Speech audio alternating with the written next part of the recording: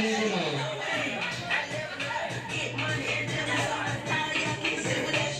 Rider tayo, rider. And this time mga Jollibee, Indian seat or sit down? Indian seat or sit down? Ayan, gayahin niyo si Kuya. Indian seat. Alright, very good. This time mga Jolly Kids, tanggalin ng dalawang sapatos at ilagay sa gitna.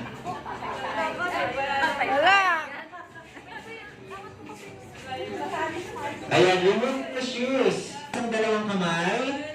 Ayan. Takpan ng mata gamit ang dalawang kamay. Ayan. Takpan ng mata gamit ang dalawang kamay.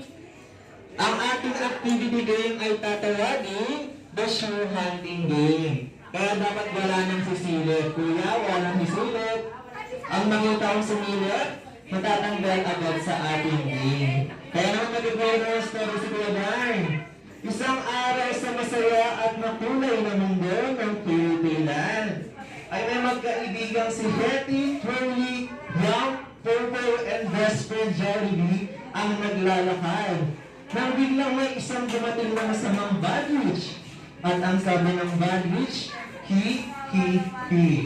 At tinungan ng masamang baggage ang sapatos ng ating mga Jolly Kids.